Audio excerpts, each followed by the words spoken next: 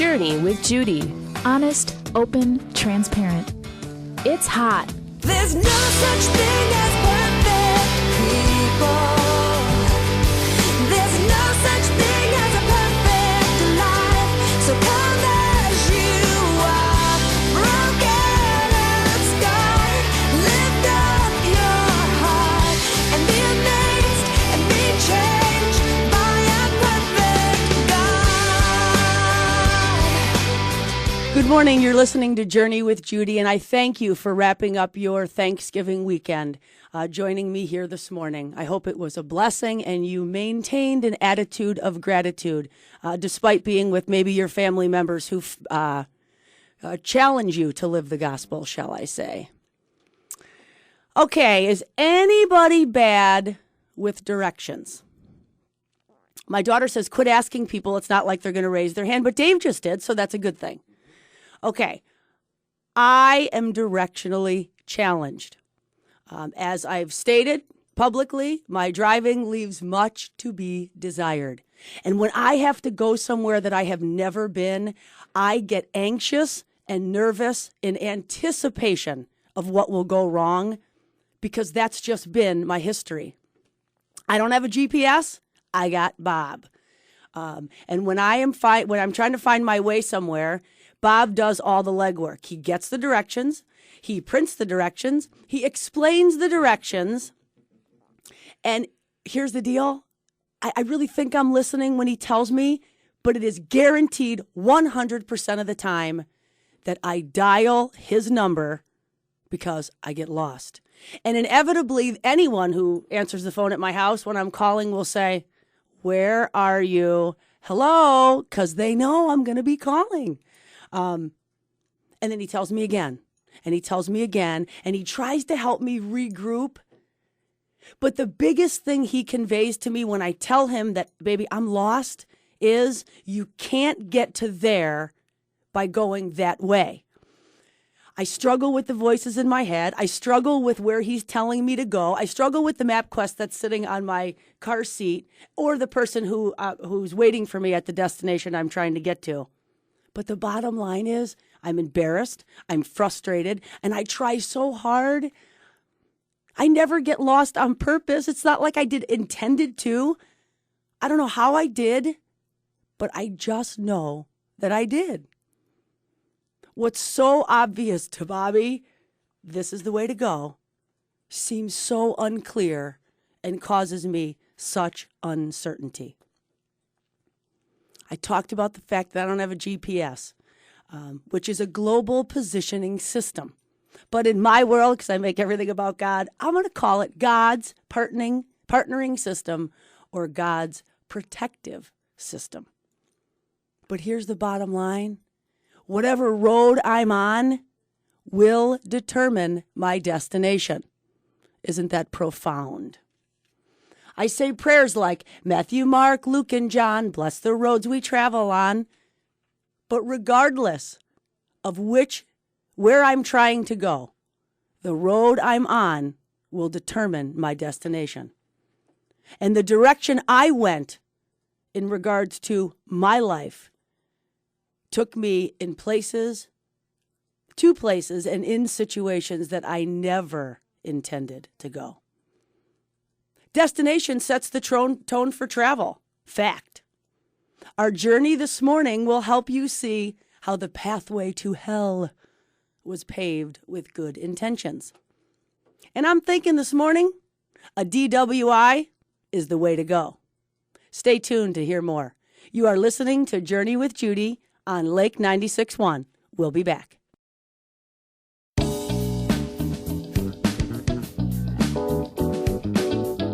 Welcome back. You are journeying with Judy this morning. And last week we talked about being happy. This week my question is, are you happy with the direction your life is headed? D.W.I. How could I? Where we're headed is a good indicator of where we will end up. Direction with intention is our D.W.I. this morning, because that will determine our destination. You know, this concept is so obvious in geography. But it's not as obvious in all other areas of our life. Our marriage, our finances, our profession, our dating, our parenting, our health. Why is that? Why is it that the best intentions, the greatest hopes and dreams are trumped, hands down, by the direction we are going in? Lost is a place. Ask me how I know. This principle of direction with intention is where we're going this morning. The verse we're pondering this morning is from the book of Proverbs, and it says, "The prudent see danger and take refuge, but the simple keep going and suffer harm for it." There is a story in Scripture similar to the many experiences that I have in my life right now with 4 teenage kids. And many of you just can be honest and look at the people in your life and know that watching from a distance a situation unfold from a perspective that is so diabolically, if that's the right word, opposing, you see it as the soundtrack from Jaws. They see it as the soundtrack of, I don't know, like Born to be Wild or Party Like a Rock Star or, something from that nature. But you can predict it, and that's what this story says. It says this man, Solomon, was watching this young man. He called him a youth who lacked judgment. And we all know that time and experience is what gives us judgment sometimes. And so he's watching this young man walk to what seems to be, to the young man, the greatest experience or event ever. But Solomon sees it as him walking to a destination of destruction. We can almost predict it when we watch it happen to people in our life. And it seems so obvious, and we want to say, well, duh, how could you not have seen that coming? And that's because they're focused on the event and not the destination. Focused on the doing and not the heading. Focused on the immediate and not the ultimate. Focused on the now, but not the later. I have a perspective my kids don't have simply because I've been there and I have done that. And I know that the reality is this predictable destination due to the direction we or they are headed in has a huge disconnect. It's a huge disconnect for us to realize that the path we are on will determine where we end up. The prudent see danger and take refuge. The simple keep going and suffer for it. Sandusky, Schwarzenegger, Sheen, Weiner, Lohan. Those are stories of addiction, affairs, bankruptcy, health problems, and a host of other things. Those are your top scandals for 2011. The little things become the big things. And we cannot wait until it's too late. We evaluate based on today. Not where you are, but where you're headed is the way we need to look at our life. In every aspect. Not just me from a driving standpoint, but all facets of life.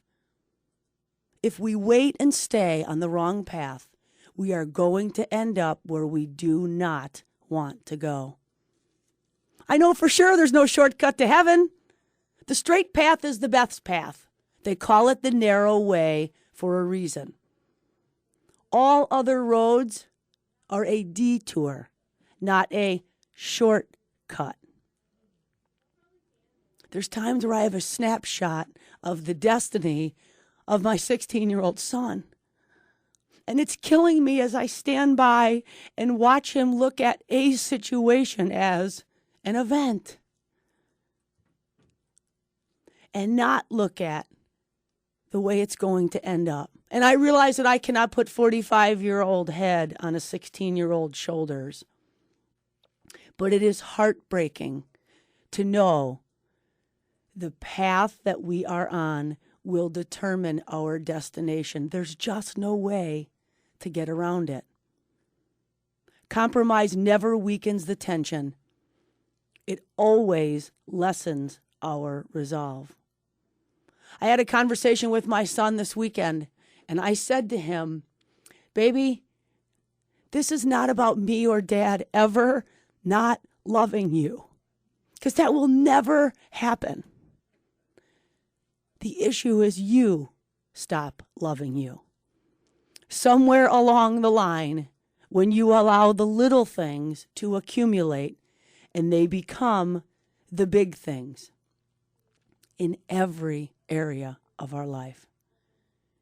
It is not the now, it's the then. The path we are on will take us where it's headed. And I am headed to break. When we return, I'm going to tell you why a D.W.I is a really good thing if it's your first offense. You are listening to Journey with Judy, Lake 96.1. Thank you to Greg Cunis and the Cunis Country Auto Group and Andy Stanley for some awesome material this morning. We'll be back in a minute.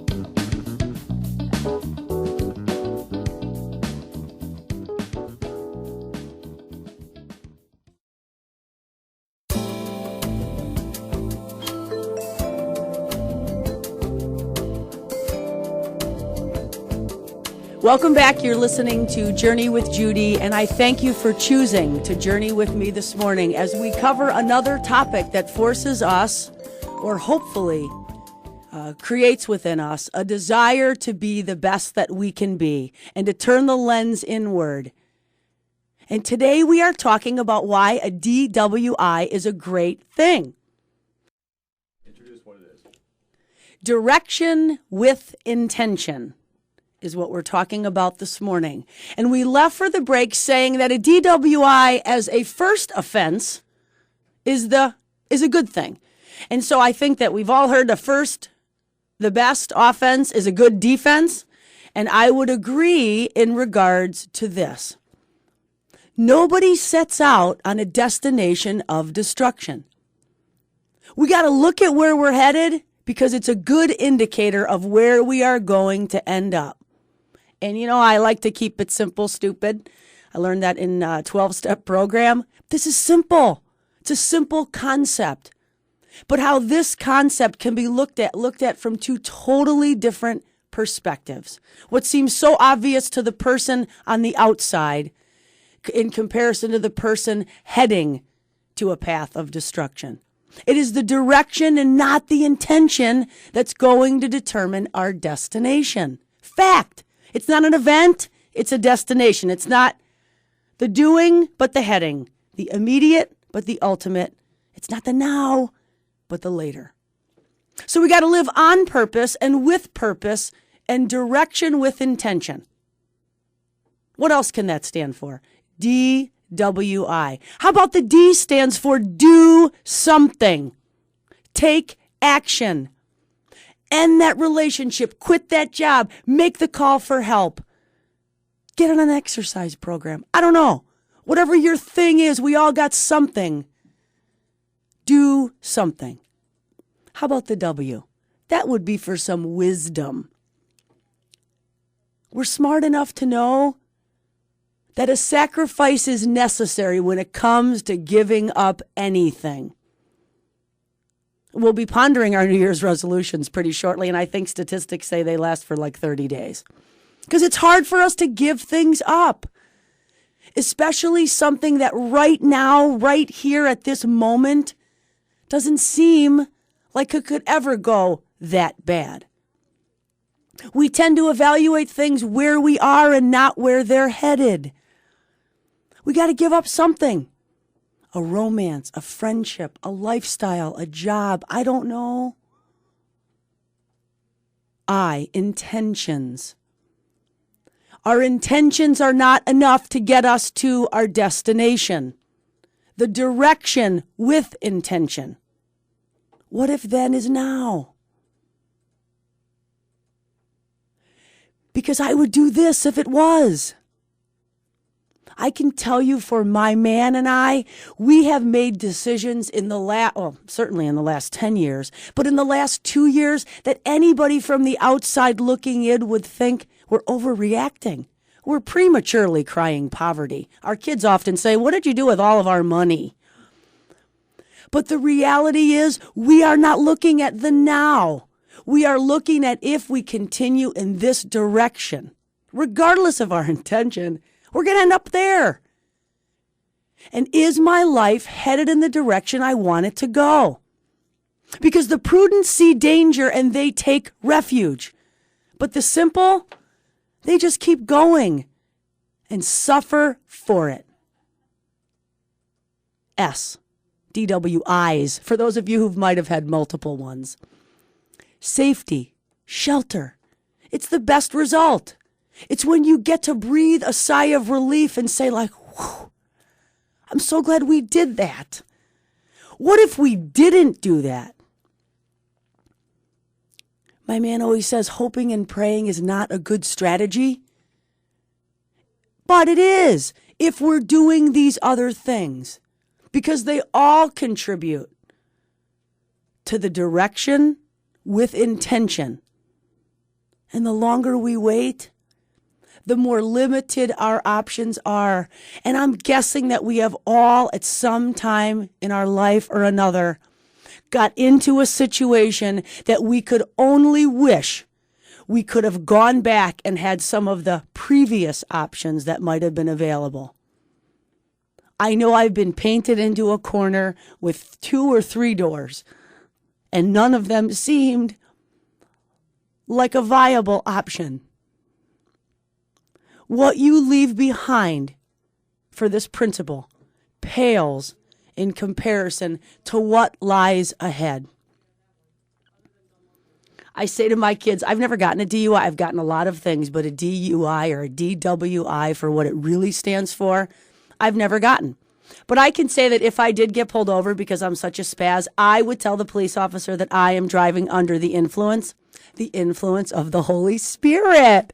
And I know somebody who actually did tell a police officer that, and they still had to go through the whole drunk driving test. And I think they still got taken away because the police officer thought they were a whack job. But I'm good with that. I could be taken away for less things than that, I suppose. All right, so our driving with intention or direction with intention. That is driving under the influence. It is driving under the influence of a power greater than ourselves. And our prayer needs to be, and this has been my prayer for the last week in preparing this talk, help me to see trouble coming. Give me the wisdom to know what to do. And then give me the courage to do what it takes. Because I don't want to wish I didn't. I don't want to wonder why I did. Or waste one more minute going somewhere that I didn't want to end up. I have been there and I have done that. Thank you for ending up here with me this morning on Journey with Judy. Listen to past shows online at judyhehr, Hehr.com, or like me on Facebook if you want to stay informed with what's happening. We'll be back in a few. You are listening to Journey with Judy on Lake 96.1.